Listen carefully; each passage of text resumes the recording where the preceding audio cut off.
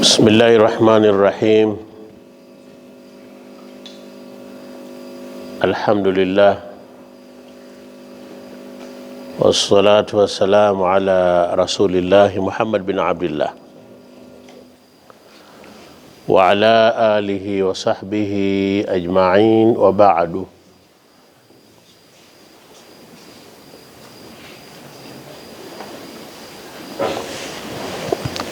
إنما المؤمنون إخوة.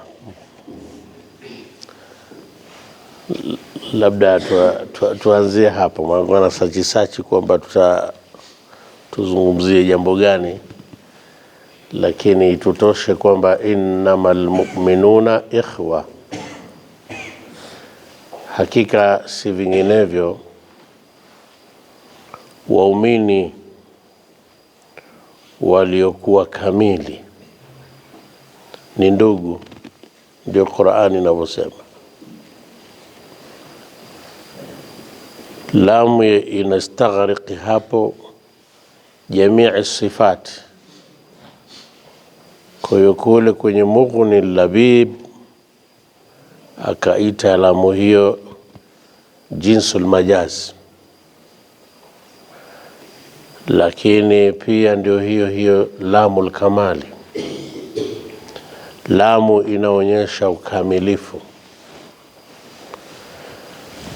Kwa maana aya hiyo kama inatuambia kwamba inawazungumzia na inatupa faida ya mimi na wewe tunaisoma Qur'ani, tukitaka kumfahamu, kujipima tumefikia hatua ya imani iliyokuwa kamili.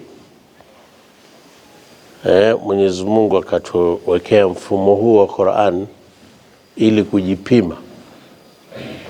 Kasema innama, hakika si vinginevyo, ni kwamba hakuna zaidi ya hivyo. Almu'minuna ikhwa, waumini wote, waumini ambao wenye ukamilifu ni ndugu.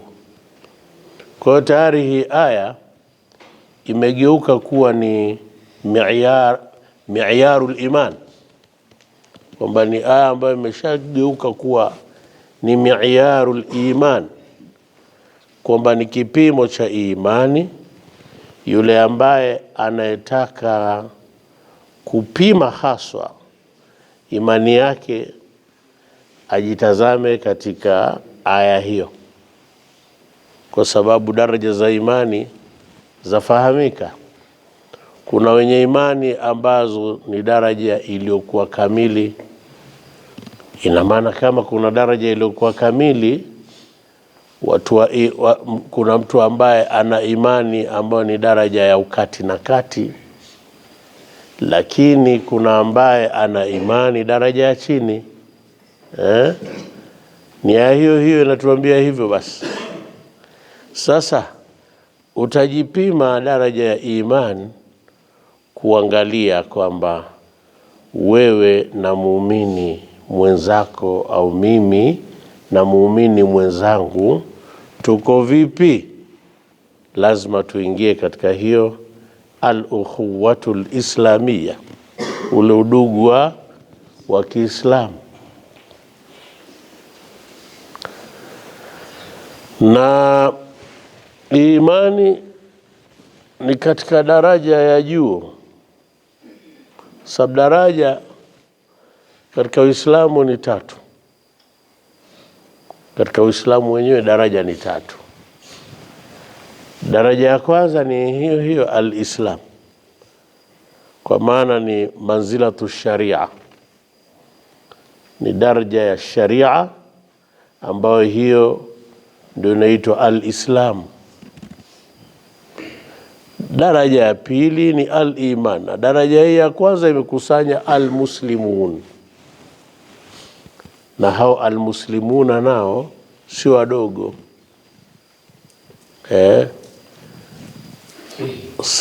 Mtume sasema al-muslimu man salima al-muslimin. man salima almuslimuna,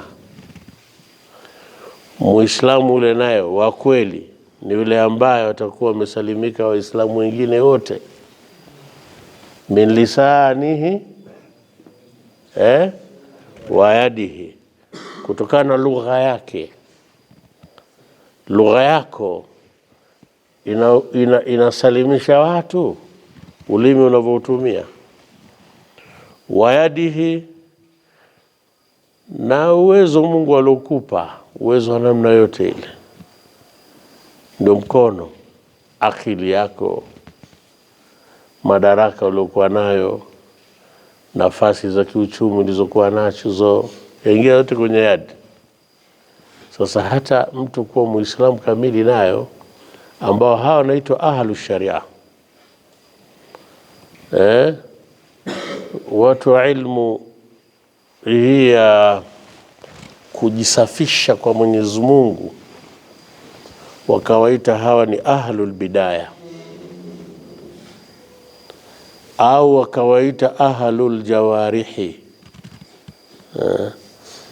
Sasa ahlul jawarih wakapewa kwamba wanani wale wenye sifa tatu.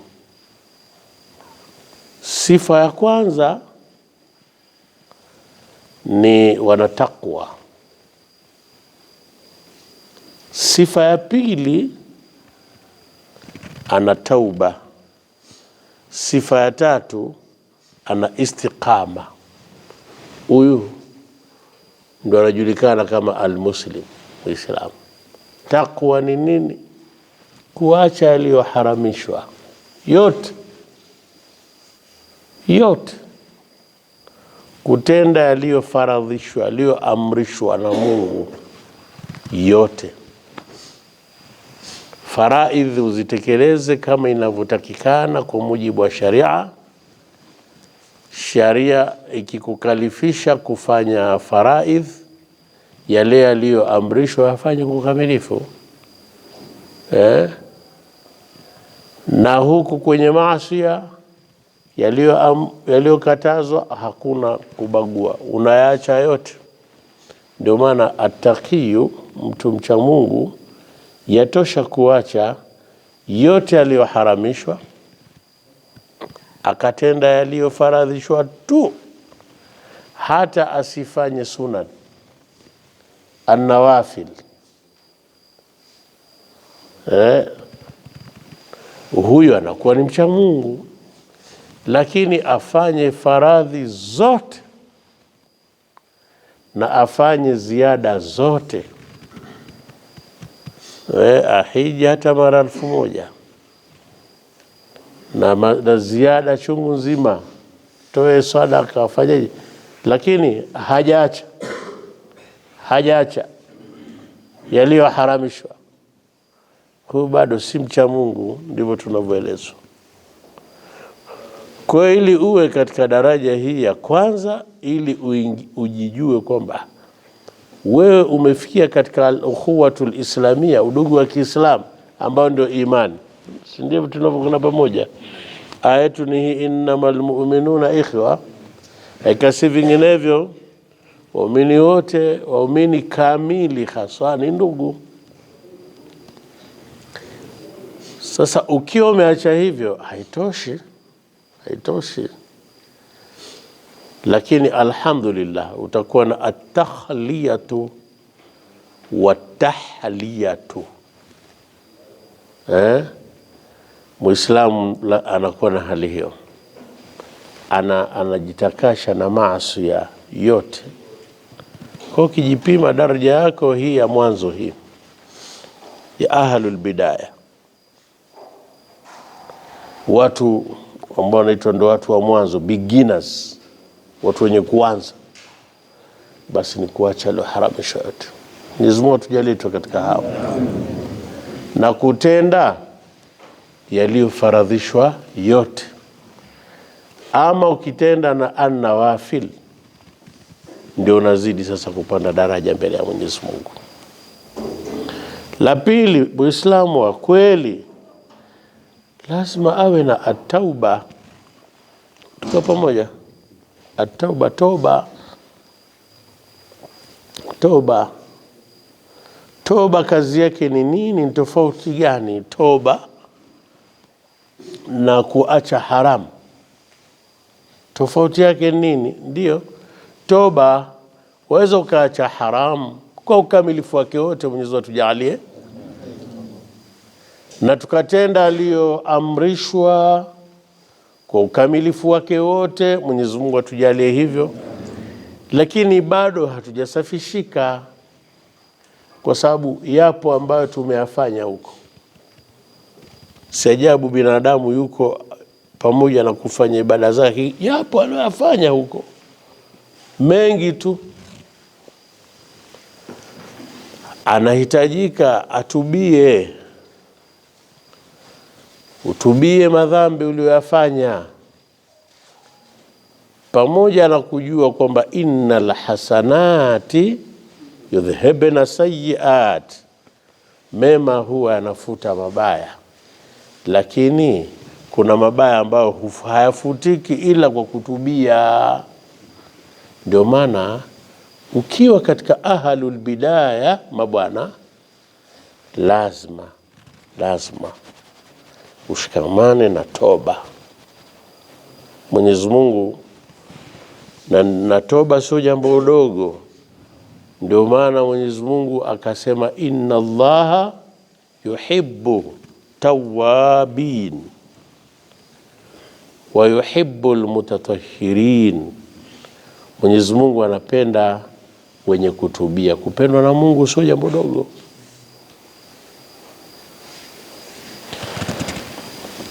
Mawili haya sasa, haya na Allah atupe. Takwa simeleweka na hii toba simeleweka. Allah akitujalia tukakamilisha haya mawili, haya yanazalisha sasa sifa ya tatu ya Muislamu, inaitwa al-istiqama. Al-istiqama. Hapa ndio wewe utafikia daraja, au mimi daraja hiyo ya kuitwa al-muslimu, kwa alif na lam hiyo yastighraqi jamii sifat. Man salima al-muslimun ni yule ambaye waislamu wengine wote wamesalimika. Hapo ndipo ambapo umma wa Kiislamu utapata faida na Muislamu. Umma usiokuwa wa Kiislamu utapata faida na Muislamu ni wale ambao walofikia daraja al-istiqama, ambao Allah subhana anatutaka kila siku ndani ya swala, na akaweka kabisa sheria, ikaweka kwamba swala yako haitotambulika ila uombe Mwenyezi Mungu akuingize katika kundi la ahlu istiqama. Kila siku tunaomba hapo, ihdina siratal mustaqim, si ndivyo? Ihdina siratal mustaqim, tuongoze njia iliyonyooka. Sasa hii njia iliyonyooka ni ipi? Siratal ladhina an'amta alayhim, ni ile an'amta, siratal ladhina an'amta alayhim ghayril maghdubi alayhim wala dhalin. Mwenyezi Mungu atukubalie dua hiyo. Kila siku tunamuomba Mwenyezi Mungu atujalie kwa katika ahlu istiqama. Sasa utauliza swali, kama hivyo ndivyo istiqama ni ahlul bidaya, mbona Mtume ndani ya swala yeye hakuwa na maneno yake? Ni hiyo hiyo ihdina siratal mustaqima. Mtume naye alikuwa naomba istiqama, istiqama kwa daraja yake, alikuwa akiomba istiqama kwa daraja yake. Kila mmoja anamuomba Mwenyezi Mungu ampe istiqama. Sisi ahlul bidaya bila shaka, na Mungu pia tujalie tu ni katika hao beginners, hao wenye kuanza. Ukamilisha hivi vitatu hivi, alhamdulillah, wewe ni katika mtu wa kheri. Lakini kumbe katika ile daraja almu'minu pia hujafika. Huu ndio mlango wa kuingia katika daraja ya kuwa almu'minu. Haya matatu yakamiliki. La kwanza mabwana ni ataqwa. Taqwa jumlisha at-tauba ni sawa sawa na al-istiqama. Shakwa na istiqama unakufa vizuri. Istiqama inakuvusha. Innal ladhina qalu rabbuna Allah thumma istaqamu tatanazzalu alayhimul malaika alla takhafu wala tahzanu. Sura na mpaka inafika huko wale malaika wanasemaje? Nahanu awliyaukum fil hayati dunya wa fil akhirah. Baadhi ya wafasiri wakasema mtu yoyote mwenye istiqama kwa aya hiyo anakuwa na aulia, lazima anakuwa na wenzake. Hao wenzake ni daraja wao katika daraja alwilaya kwake, yani hawaachani, ni wakaribu kweli kweli, wapenzi wake kweli kweli, na hao ni malaika wa Mwenyezi Mungu Subhanahu wa Ta'ala. Mtu mwenye daraja hiyo istiqama hachikuwa ni mwenye kuambatana na malaika wa Allah Subhanahu wa Ta'ala. Kwa hiyo kufuata sheria za Mungu ni kazi kubwa, ni kumwomba sana Mwenyezi Mungu taufiki. Sasa tuje hapa kwenye innamal mu'minuna ikhwa. Innamal mu'minuna ikhwa, turudi kwenye aya yetu. Hakika waumini wa kweli, hakika si vinginevyo, waumini wa kweli ni ndugu.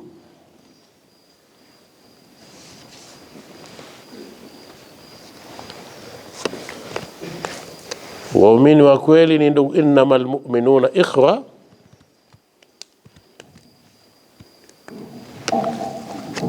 Sasa ni vizuri kujua sasa tumetoka katika marhalatul islam, kharajna min marhalatil islam. Tumetoka kwenye hiyo marhalatul islam, nartahilu jamia ila marhalatil iman, kwenda daraja ya kati ya pili, almu'minun. Mu'minuna nao wana sifa tatu. Sifa ya kwanza, muumini wa kweli anakuwa na hiyo as-sidqu. Anakuwa na as-sidqu, anakuwa na ikhlasi, na la tatu, mbili hizi zinamzalishia kitu cha tatu ambao ni al-itminan, utulivu ule aliozungumza Mwenyezi Mungu kwenye Qur'ani, alladhina amanu wa tatma'innu qulubuhum bi dhikrillah, ala bi dhikrillahi tatma'innul qulub. Sasa umeona aya yenyewe imechanganya imani na utulivu wa moyo. Alladhina amanu, wale ambao walioamini sawa sawa, watatma'innu qulubuhum bi dhikrillah, na zatulizana nyoyo zao kwa sababu ya utaji wa Mungu unaoishi ndani ya nyoyo zao. Ala bi dhikrillahi tatma'innul qulub, mzindukeni kwa sababu ya huo utaji wa Mungu nyoyo zatulizana. Kwa hiyo hii ukiambiwa kwamba mtu huyu ana an-nafsul mutma'inna, nafsi iliyotulizana kwa Allah subhana, nafsi hiyo ina vitu viwili, as-sidqu na nini, al-ikhlas. Bila shaka hapa pia, yani ule ukweli na ikhlas.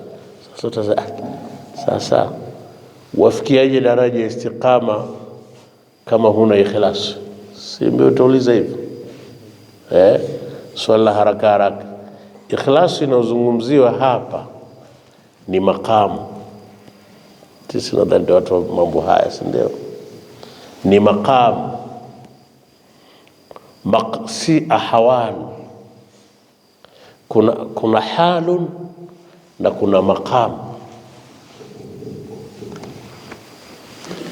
Maqam ni kitu sasa unaishi nacho ndani ya moyo, ndio tabia yako, ndio mwenendo wako, ndio shika yako, ndio chukua yako, ndio pokea yako, ndio kwenda kwako, kurudi kwako, kula kwako, kuishi kwako, kusema kwako, kila kitu chako.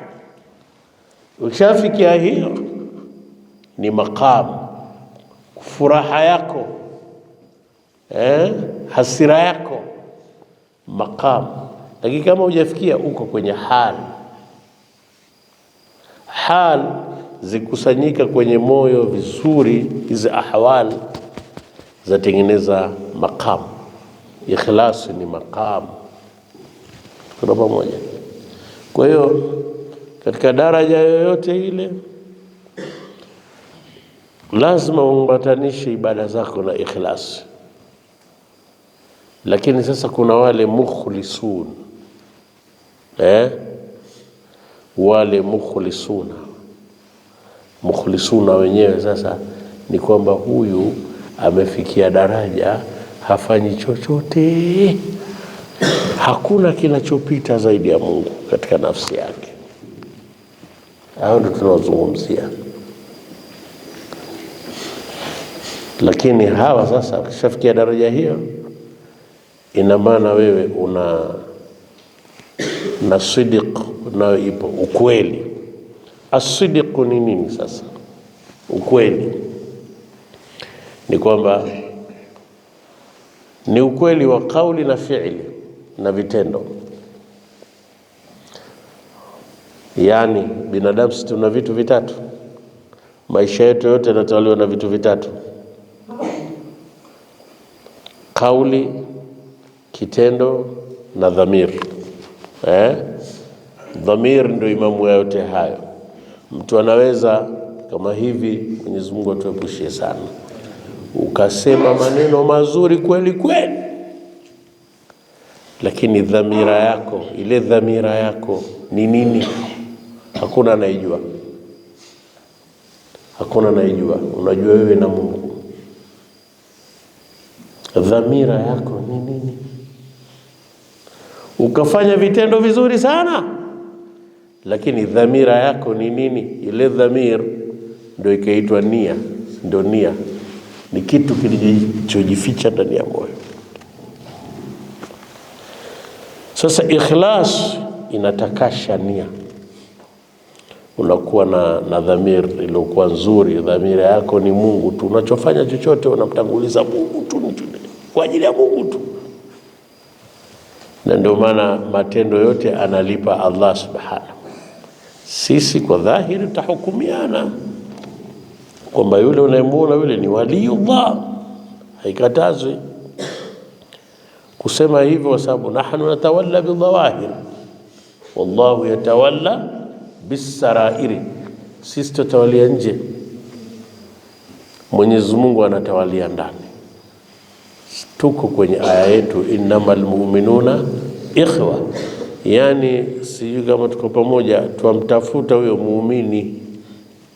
Huyo muumini ni nani? Ndio huyu sasa mwenye ukweli katika mambo yake, as-sidiq. Na hii sidiq inatokana na ikhlas. Kutakasha jambo kwa ajili ya Mungu inakuzalishia kuwa mkweli mbele za watu, mkweli mbele ya Mungu. utakachokifanya itakuwa ni dini. Dunia hii wallahi Mwenyezi Mungu atusafishe sana wote. Sasa hakuna mkamilifu. Dunia hii waweza mtu akasema mpaka kalia, lakini kumbe sio dini. Ni hiyo watu wanaoita dili. Ni dili namna yake ya kuishi.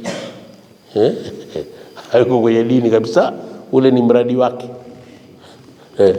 Anatumia dini kama mradi. Allah tusafishe baba. Tusafishe, ni mtihani mkubwa. Ndio hiyo asidiku haipatikani ila ategemea ikhlasi unakamatana nayo vipi. Wallahi haya mawili yakipatikana ndio tunaingia kwa wale wenye an-nafsul mutmainna. Hivyo ndivyo an-nafsul mutmainna inavyopatikana. Maana wale ni ahlul iman. Sasa ukishafikia daraja hiyo, na dalili ya utulivu wa nafsi ni nini? Haswa ni nini? Al-imanu bil qadar. Unaweza ukawa na katika hiyo ahlul bidaya, lakini ukawa na utulivu hata jambo kubwa likikuta uko kwa ajili ya Mungu tu, lakini hujafikia hizo daraja za kuwa ndio maisha yako moja kwa moja. Kuna sehemu unaachia. Kuna sehemu hiyo utulivu wa moyo unaachia. Hata mimi na wewe si ajabu kuna sehemu tunaziachia kwenye utulivu wa moyo. Kuna tukio likikufika wamtanguliza Mungu tu kwamba ni kadari hii, lau Mwenyezi Mungu asingetaka hili lisingekuwa. Lakini hili sasa wewe mwenyewe utajipima kiwango cha kadari, al-imanu bil qadar yako kulingana na tukio lokupata. Kuna mtu mwingine mzuri kwenye al-imanu bil qadar, akiibiwa labda, nitoe mfano, simu ya tochi, haraka tu saa kadari yetu, dunia tu ina maana yote. Huyo akija akiibiwa smartphone, maneno yanabadilika. Kwamba tutaumizana. Hii tutaumizana, sikubali. Siwezi kufanywa mjinga. Huko ilikuwa kadari. Lakini mwingine hata smartphone haimuhusu kabisa. Mungu kampa utulivu wa moyo wa vitu kama hivi. Sasa huyu naye sasa ifikie hatua aje aibiwe gari. Atasema aseme qadarullah, mashaallah, kana ma yashala yakun. Ni kadari ya Mungu tu. Wapo. Lakini je, si tumefika? Mwingine tu nguo yake imepotea, mtihani. Huyu gari naye sasa mpime. Je, akiondokewa na mke, kaondokewa na mtoto, anasema qadarullahi? Si kama nimeeleweka? Kwa kumbe hii ya maisha ya imani, kumbe imani unaweza wewe mwenyewe ukaipima kwamba daraja ile wewe una makama hayo haswa ya utulivu wa moyo unayo. Makamu imeleweka jamaa.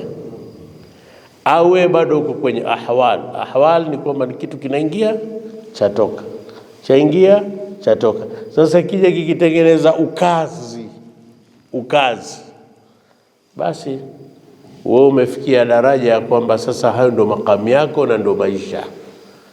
Ni kuyalea tu uendelee kuwa hivyo hivyo. Sasa kwa kweli waumini wa kweli wana utulivu wa moyo. Angalia mfano wa haya tunasema kwa Sofia binti Abdul Muttalib. Unajua Abdul Muttalib alikuwa na watoto 18. Babu yake Mtume sallallahu alaihi wasallam za baba 6 ni wanawake na 12 ni wanaume. Sasa Sofia shangazi yake Mtume Katika vita ya Uhudi alipouawa kaka yake kipenzi sana ambaye ni Hamza, Mtume sallallahu alaihi wasallam alimuogopea ndugu yake, alimuogopea shangazi yake, vile ambavyo alivyokuwa anafanya jitihada, anaelekea kule kule ilipo maiti ya Hamza, akamtuma Zubair bin al-Awwam ambaye Sofia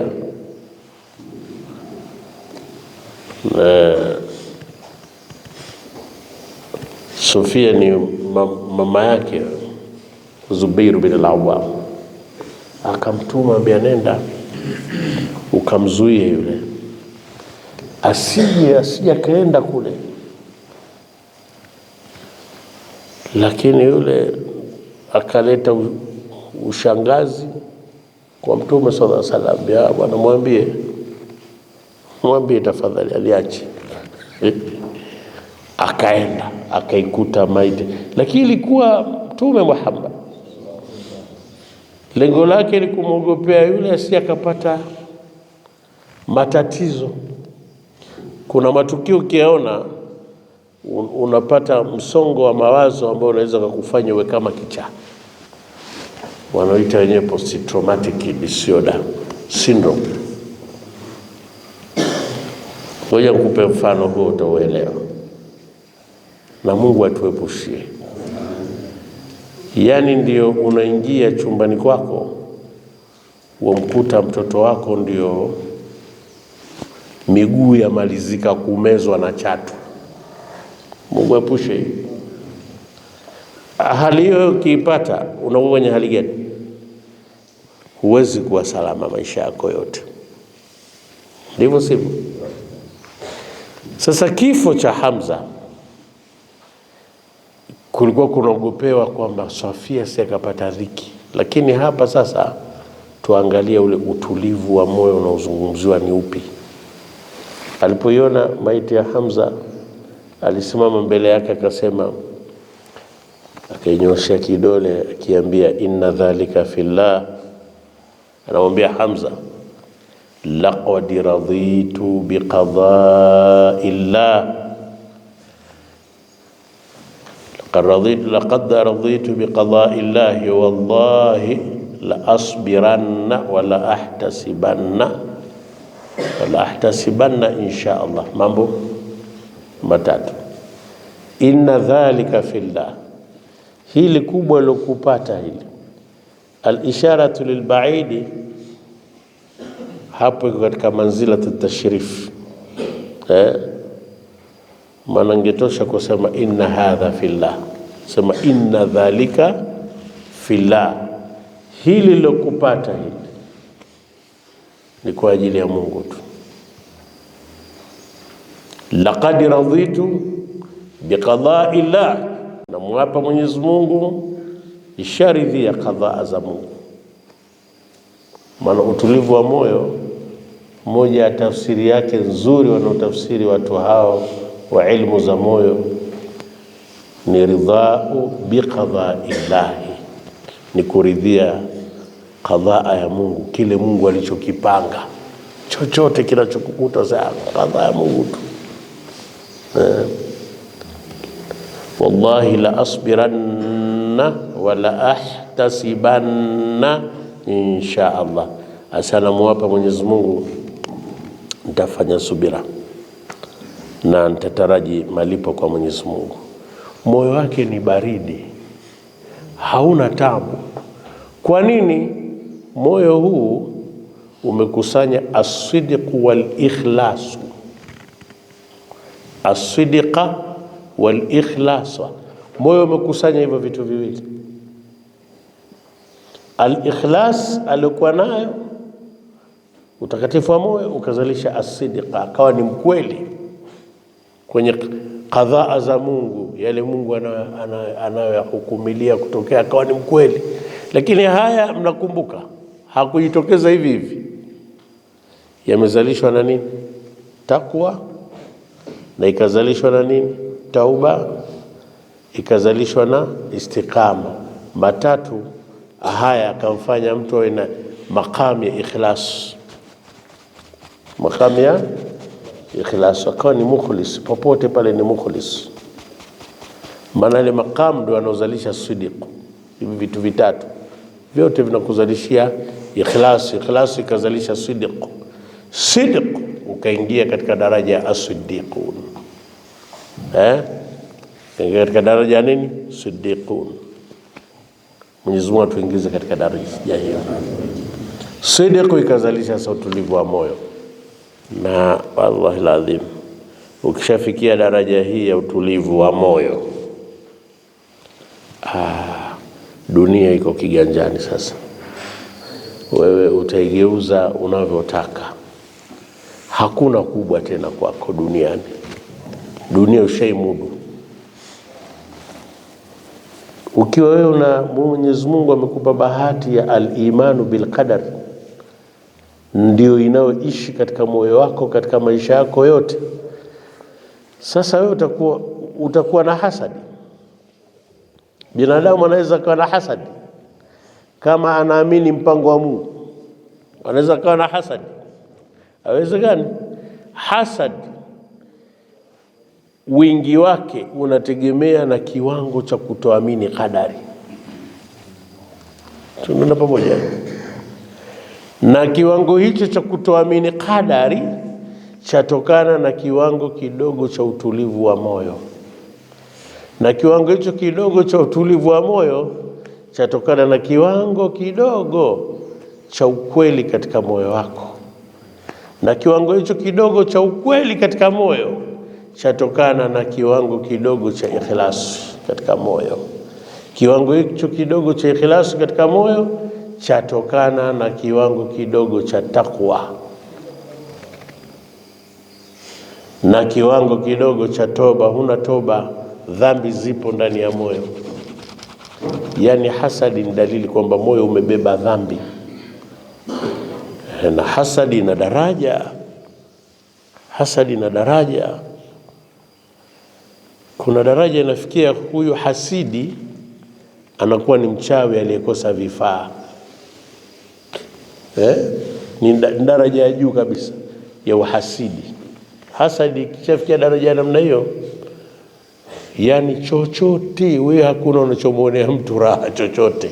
Hata kavaa tu kofia yake nzuri, na kofia nzuri yule, hamna lolote yule mtu kununua kofia yule. Yani kitu kidogo wewe utakitolea hoja kukimaliza. Dalili hawa ndio wenye kuumwa na homa kwa sababu ya mtu kavaa kanzu mpya tu. Halali. Usiku unakuwa mzito. Mwenyezi Mungu atoharisha. Na hakuna utumwa wa moyo. Kuna utumwa wa akili na utumwa wa moyo. Hakuna utumwa wa moyo uliokuwa mkubwa, ndugu zangu, kama kuwa na hasadi. Lakini sasa maradhi hayo ni uchafu, natokana na uchafu. Dhambi zikiwa nyingi ndani ya moyo, ndani ya maisha yako, hasadi utakuwa nayo tu kwa kiwango chochote kile. Ile hasadi ni matokeo ya dhambi.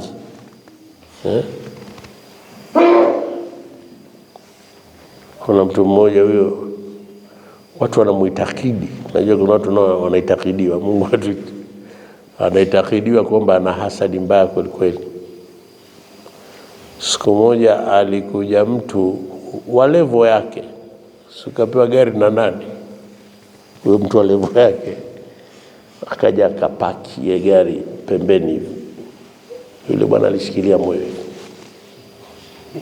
ashikilia moyo, anajisikia vibaya, atokaza tayari kumekucha nini? Ni kwamba hasadi imefanya kazi yake. Mungu unaenda mbio, mtu kapatia wapi gari? Kumbe naye pia kapewa, naye alifanya kusudi, kumbe kumrusha mwenzake roho. Sasa taona imani inasaidia. Ikishafikia daraja sasa ya al-ukhuwatul islamia, tuko pamoja, tulikuwa tuitafuta hii aya hii ili tuielewe vizuri. Sasa innamal mu'minuna ikhwa, bila shaka tumeelewa sasa. Haikasi vinginevyo, waumini wa kweli ni ndugu. Imam Shafi akatafsiri udugu ukoje, akasema inna akhaka haqqan man kana ma'aka wa man yadhurru nafsahu liyanfa'aka wa man idha raibu zamani sada'aka shattata fihi shamlahu liyajma'aka. Allah tujalie katika hao. Aza hakika ndugu yako yule wa kweli kabisa, man kana ma'aka, ni yule ambaye anayekuwa pamoja na wewe, anakuwa pamoja na wewe, anakuwa na maia na wewe, upamoja na wewe. Na ukishakuwa ni ile mtu akiguswa na jambo unapata dhiki wewe, amepatwa na shida na mtihani, una amani, una raha, una furaha, na unahakikisha kwamba huu mtihani lazima uishe. Ndio akasema waman yadhurru nafsahu liyanfa'aka. Ndugu wa kweli anakuwa na sifa hiyo pia, ambaye anajidhuru ili wewe unufaike. Yani ukiambiwa huu ni udugu wa Kiislamu, kuna mtu anajidhuru ili mwenzake anufaike.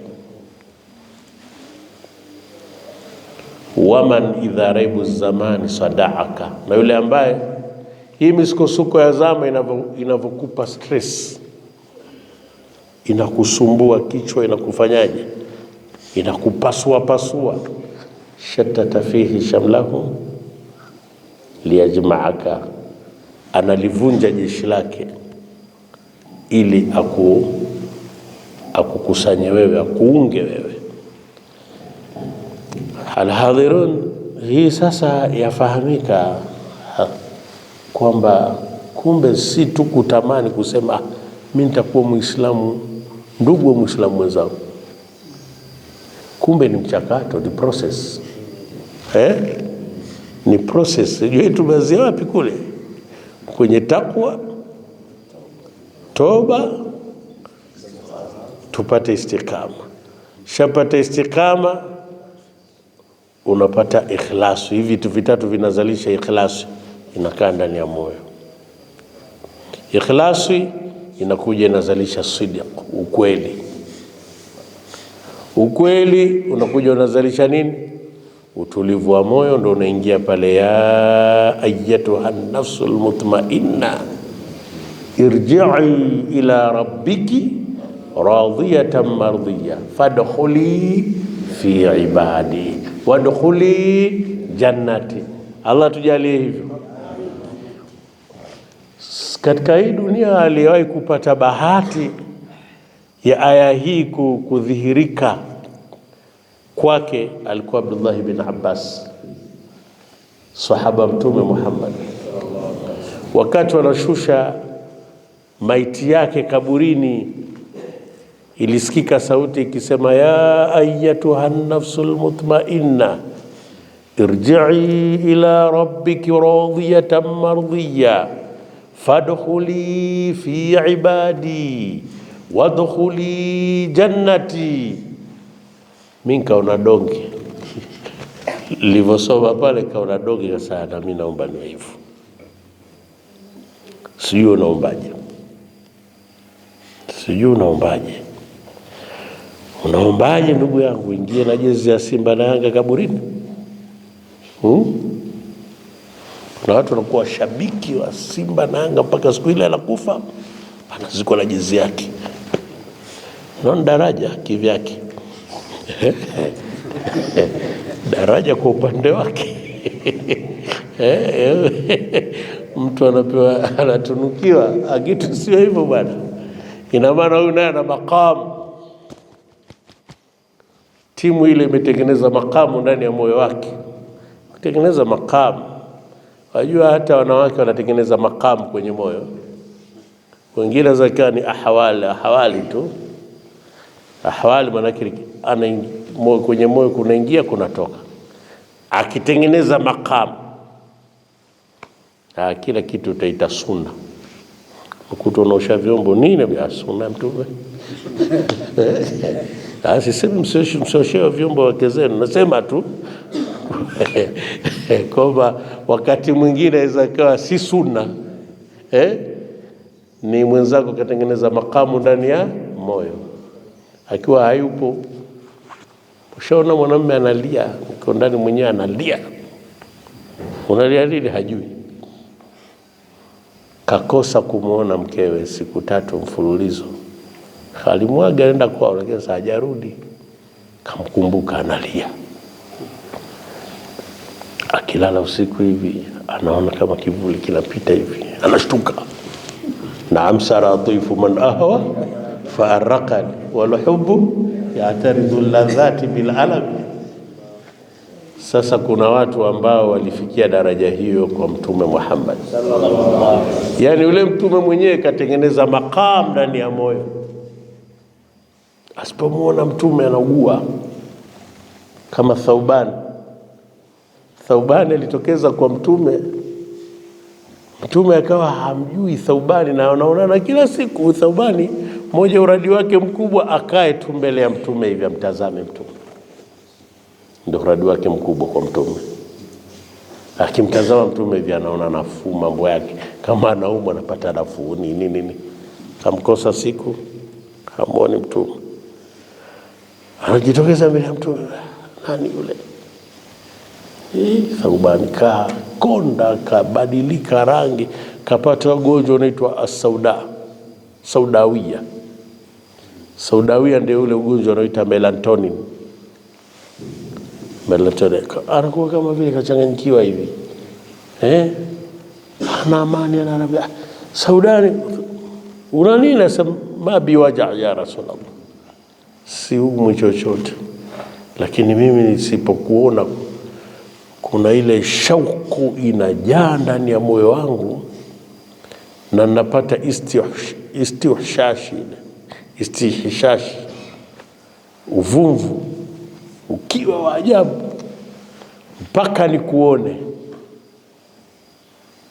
Mtume akasemaje? Almar'u ma man ahabba fil janna, mtu atakuwa yuko pamoja na yule anayempenda peponi. Sasa ukiwa ni muumini wa kweli, kipimo ni udugu. Unaguswa vipi na suala la Muislamu? Hapo waguswa vipi na suala la muumini mwenzako? Vipimo vingine ikawekwa kwenye Qur'ani, vipimo vingine vikawekwa kwenye kutajwa Mungu. Je, wakati Mungu anatajwa unaweza ukajipima tu? Ukiona kunatajwa Mungu una chati, maana ukiona una chati, hili halina maana, hili ndio lenye maana. Unajua ile haiji automatically, yani ile kuchati ile, wakati jambo la kimungu lafanyika, si jambo ambalo unaweza ukalikwepa kirahisi. Yategemea na uchafu wa moyo. Tumekuwa pamoja. Ule uchafu ukizidi kabisa, ni kwamba anatajwa Mungu ushtuki hata kidogo, kujua yani kipimo, kujua kwamba bado natakiwa kujielekeza kwa Mwenyezi Mungu sana. Jipime kwenye matukio. Hizi simu zetu hizi wakati mwingine ni rehema kwetu. Ni rehema kwa nini? Unajipima kwamba daraja zimefika, zijafika, uko wapi? Lakini muumini wa kweli hawezi kwamba anatajwa Mwenyezi Mungu alafu yakawa na chati, au anatajwa Mwenyezi Mungu hiyo wakati huo anazungumzia habari ya siasa, habari ya mpira, habari ya nini, na anatajwa Mungu. au anazungumza habari za kilimwengu, anatajwa Mungu. Hakuna, wallahi hakuna muumini wa namna hiyo.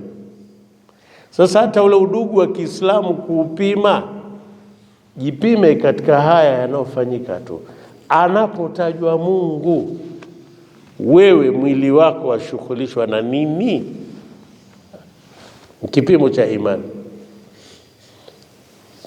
Sawa.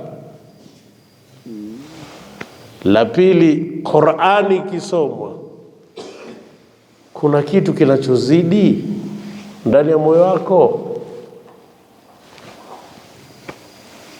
Sasa maneno yenyewe sielewi, na hapo ndo kuna mtihani. Qur'ani haina kuelewa au kutoelewa. Yaani kisomwa tu Qur'an, imani inazidi. Kama wewe ni muumini, yani katika mazingira ambayo imani yako unaweza ukaizidisha ni pale Qur'ani inaposomwa. Sasa Qur'ani inaposomwa alafu huna hisia yoyote, bali hisia ni ya ushindi. Ni mtu wako sasa, wataka washajiisha watu kwamba anasoma vizuri, washangilia. Ni shida, Allah ni shida. Hayo ndio mazingira tunayoishi na hilo huwezi kuepukana nalo, ila ni kutegemeana na viwango hivyo tulivyovitaja. Mwenyezi Mungu atupe viwango hivyo. Ndio Qur'ani ikatuambia hiyo kwamba innamal mu'minuna alladhina idha dhukira Allahu wajilat qulubuhum. Hiyo ni kipimo cha dhikri. Hakika vinginevyo waumini wa kweli ni wale ambao pindi anapotajwa Mwenyezi Mungu, moyo unaingia pale pale kitu kinachoitwa alwajal. Alwajal. Hapa wapenzi wa mpira si wapo, ukupe mfano. Kama mpo mtatusaidia. Timu ile unaoipenda sana, alafu ndo ima yule mchezaji ataka kwenda kufunga, au timu hiyo ndo ataka kufungwa, kuna kitu kinaingia kwenye moyo si cha kawaida. Alafu unahama mwenyewe, unahama makamu yanafanya kazi, yanazalisha unahama. Na kama mtu kakaa mbele yako hivi akae vizuri, kupiga teki ile haitokei bahati mbaya. Haitokei bahati mbaya. Kuna mzee mmoja ilikuwa mtu kakosa goli, yule bwana alisimama piga teki mpaka kaanguka chini. Asema mashallah, huyu daraja yake kubwa. Ni kwamba tegemea hizo ahwali zimetengeneza makamu kiasi gani. Sasa Qur'an kwa muumini automatically inatengeneza makamu, unapatwa na hiyo wajal. Mwingine inasoma Qur'an unamkuta machozi yanatoka tu mfululizo. Huyu analia nini? Hajilizi na anahama kabisa, unamuona yule hayumo kabisa, machozi yanamtoka mfululizo. Ile inaitwa alwajal, ni moja katika alwajal. Kila mmoja ana alwajal yake. Mwingine anaweza kainama hivi, hawezi hata kufanya hivi. Qur'an ni alwajal. Kila mmoja hii alwajal inamjia kwa namna yake.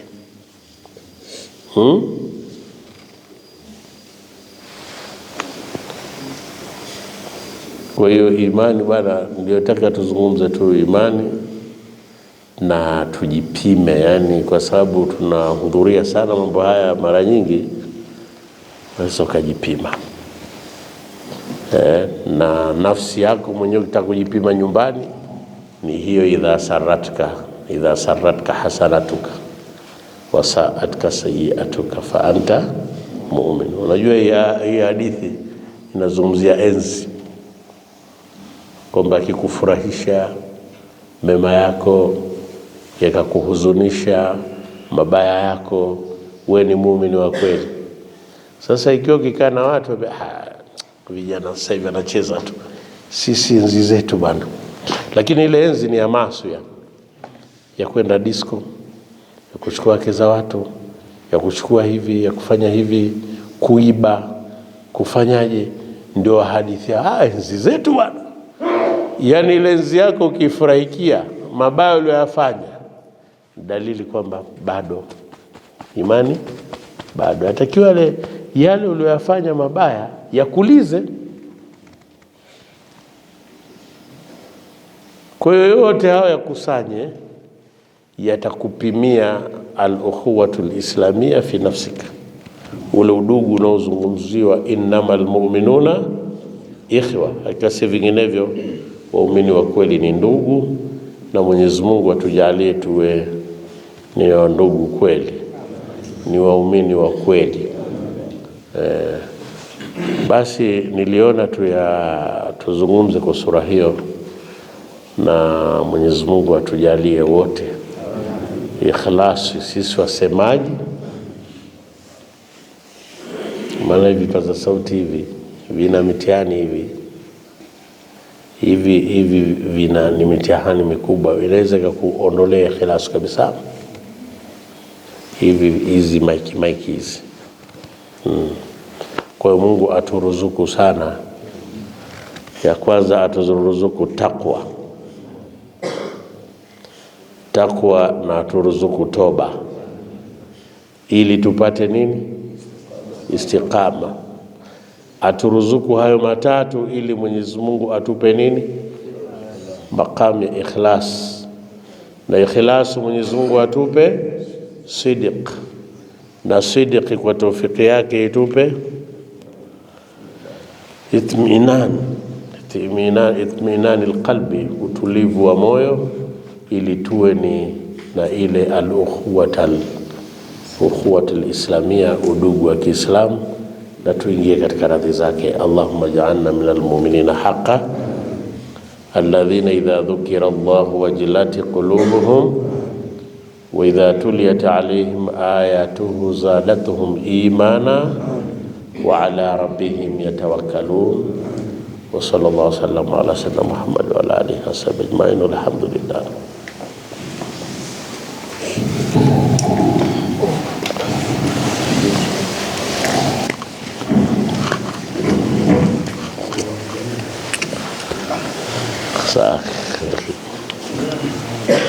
Shukran Sheikh. Mbele yenu bwana. Mambo makubwa. Asante. Shukran. Asante sana.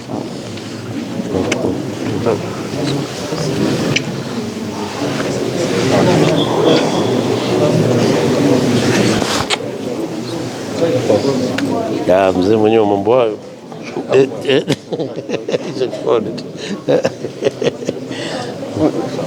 Ile ar-risala al-Kushairi ulionipa, Mungu akulipe sana.